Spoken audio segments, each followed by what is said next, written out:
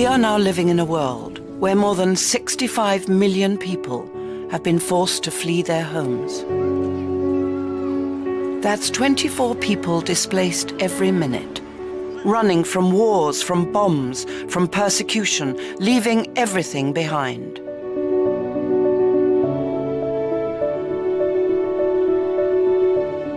No region has been left untouched by the global refugee crisis.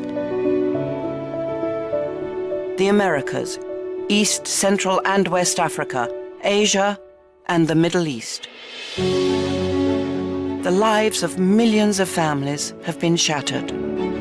And as the scale and number of conflicts around the world have increased, so too have the numbers of refugees prepared to risk their lives at sea to reach the safety of Europe. In 2015, more than 1 million refugees and migrants crossed the Mediterranean and Aegean seas. Officials say the number of migrants sleeping on the streets of Paris has risen by at least 1/3. This began when the jungle shanty town in Calais was evacuated.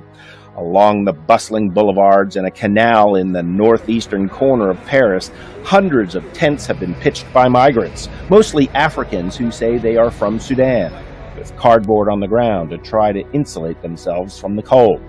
Colombe Brassel, Paris's deputy mayor in charge of security issues, said while the presence of migrants there is not new, it has grown substantially this week. Is this the new image of the capital? I hope not, although it's true that I haven't recognized this district the last year, and that it's shocking to exit the metro, to be confronted with it all the time. Meanwhile, Angela Merkel's taken inspiration from her party's name, the Christian Democrats, in response to the so-called Islamization of Germany, literally calling for more harmony. Ich weiß, dass es Sorgen vor dem Islam gibt. Aber wir sind die Partei mit dem C im Namen. Haben wir eigentlich noch Selbstbewusstsein? Man muss ja nun wirklich nicht irgendwo hingehen von AfD bis Pegida, um Weihnachtslieder christliche singen zu dürfen. Aber wie viele von uns tun denn das noch auf ihren Weihnachtsfeiern in den Kreisverbänden? In fact, she went on to call on German Christians to take up playing wind instruments and teaching Christmas carols to children to preserve tradition. Next year there will be elections and Merkel wants to get votes. And she said this for those who might not choose her party, but others, far right or far left parties, because she wants to get re-elected.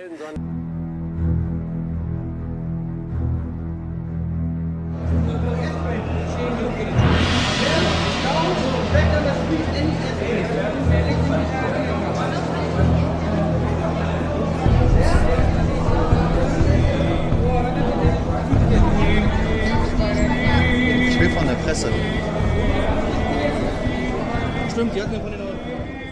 North Korea has warned South Korea that it will no longer tolerate any form of psychological warfare along the demilitarized zone. The regime's state-run news agency cited the army as saying Seoul's move to set up a large electronic display at the DMZ could lead to direct military conflict.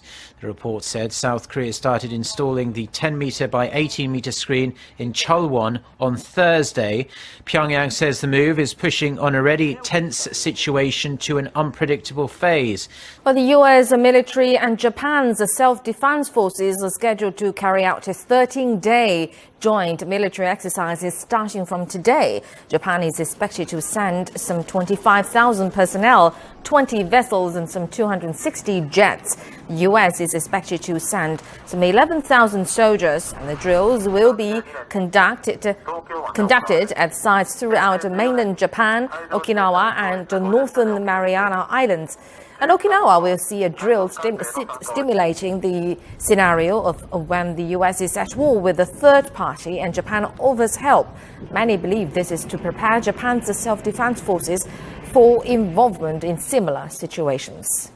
Russia is sending more warships to Syria for operations against extremist groups. The naval destroyer Smith-Livy has departed from the Crimean port of Sevastopol. The heavily armed ship is heading for the Greek port of Piraeus before it joins its battle group in Syria. The vessel took part in previous operations in Syria back in 2013 and 15. Meanwhile, a Russian naval fleet is also on its way to the Mediterranean Sea. The fleet includes the country's only aircraft carrier, Kuznetsov, a cruiser and several destroyers.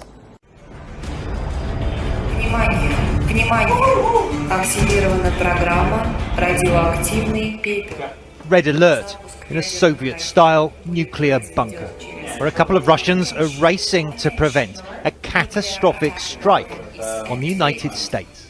Nuclear bombs will be launched in 1 hour. The aim of the quest, the latest gaming craze in Moscow, is to find the nuclear launch codes and deactivate a hidden red button that's already been pressed by a mad Russian general.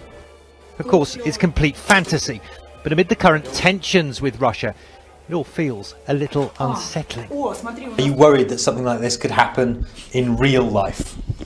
Actually, I'm not. No, I'm not thinking about it. I'm worried because it's very stupid information for both sides. And I know that normal people in all over the world, they don't want any war.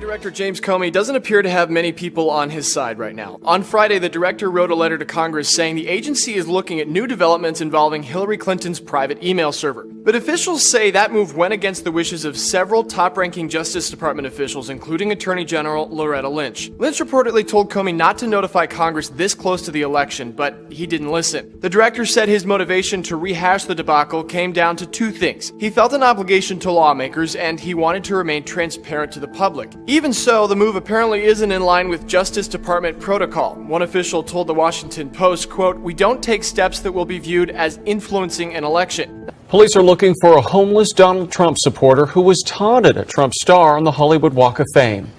Did you see this video on YouTube? Oh my goodness! A homeless woman confronted as she showed her support for Donald Trump and his star on the Hollywood Walk of Fame. That's bad, like what other people are doing. This woman's posters showing support for Trump were ripped up, and she ended up on the ground.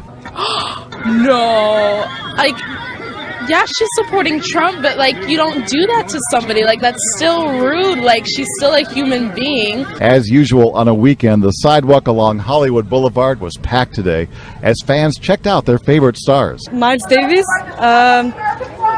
Johnny Depp, of course. What a week for this star.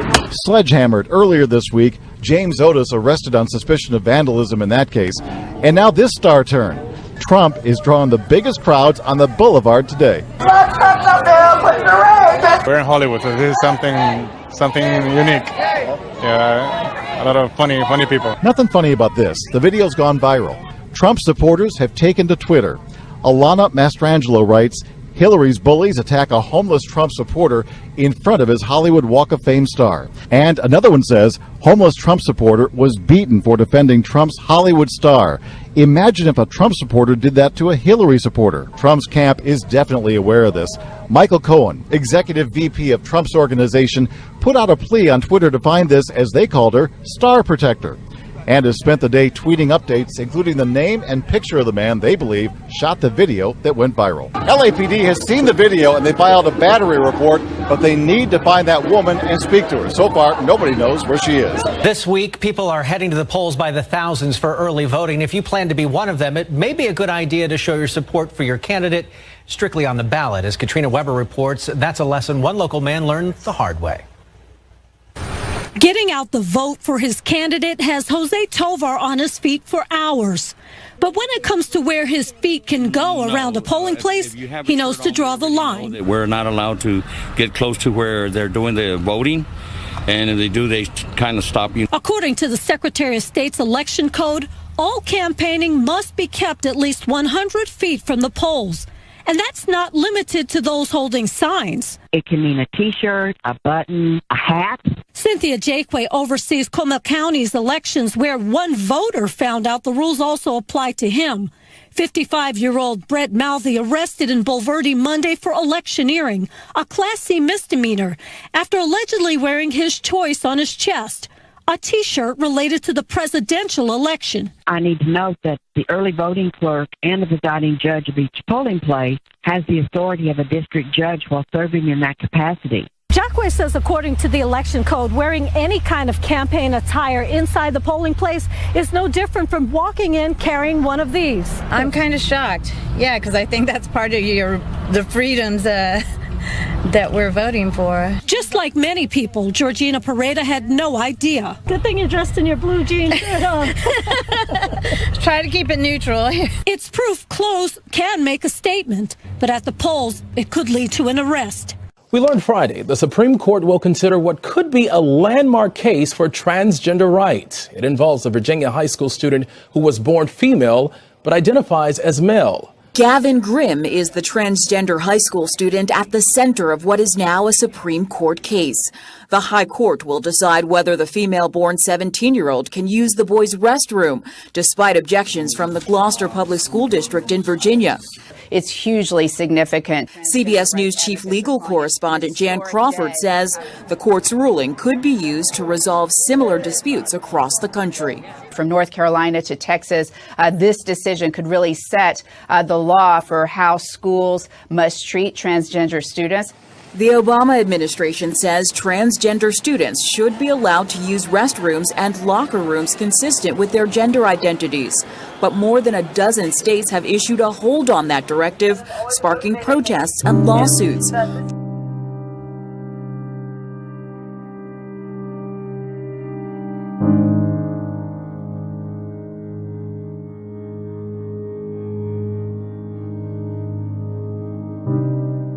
North Carolina Governor Pat McCrory might have cost himself his job after championing and signing the discriminatory HB2 law, which prohibits trans people in North Carolina from using public bathrooms that correspond to their gender identity.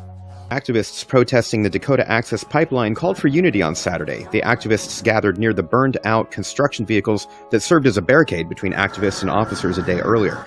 Following 2 days of confrontation with law enforcement, hundreds of activists remained stationed at an encampment supporting the Standing Rock Sioux's effort to halt construction of the $3.8 billion pipeline. The tribe argues that the oil pipeline threatens water sources and cultural sites. At a rally on Saturday, tribal member Holly Dahl said, "Enough is enough. Natives have been ignored throughout history. Our voices may be small, but we are strong. This is about looking ahead for future generations and protecting our water."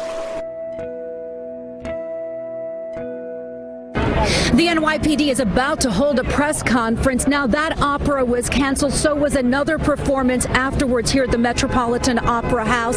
This is what we know right now about the incident that quickly made it onto social media.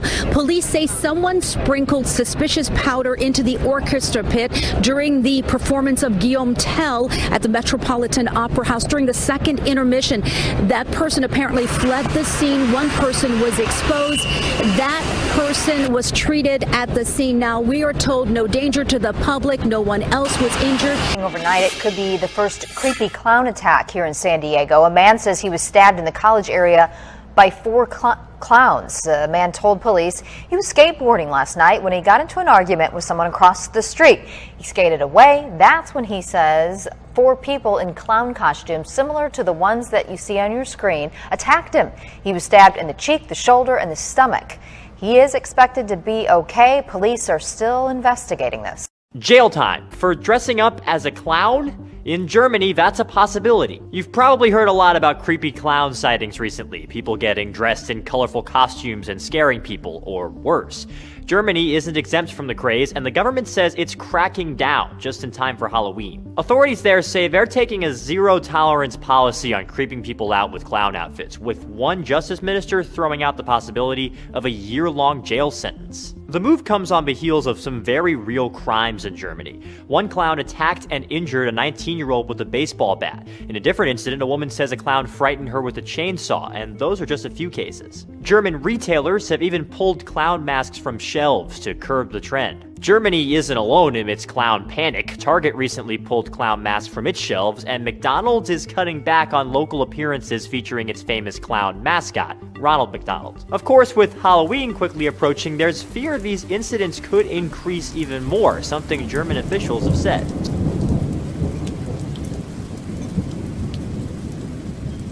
Halloween began over 2,000 years ago with the ancient Celtic festival of Samhain. During the festival, the Celtic pagan priest would engage in occult practices of witchcraft, Satanism, and paganism. The Druid priest would celebrate hell and death during the Samhain. The Druids taught that roaming spirits loosed on the Samhain were searching for a body to possess. The firstborn children were sacrificed because they were pure. Druids would drink the blood and eat the flesh of innocent children to purge themselves of sin. Catholic Church wanted to convert other religious holidays and practices. They turned the demon dress-up party into an All Souls Day or All Saints Day. Instead of people dressing up as demons, they were ordered to dress up as angels and saints. Children from poor families would knock door to door begging for food or money in exchange for songs and prayers on the behalf of their dead relatives, which became known as souling. While people may dress up and think it's all fun and games, some people actually live out the lifestyle of these demonic spirits. Witches are the queens of Halloween. They worship the devil and show their allegiance to Satan by trampling their feet on the cross and blaspheming the name of Jesus. How'd you get to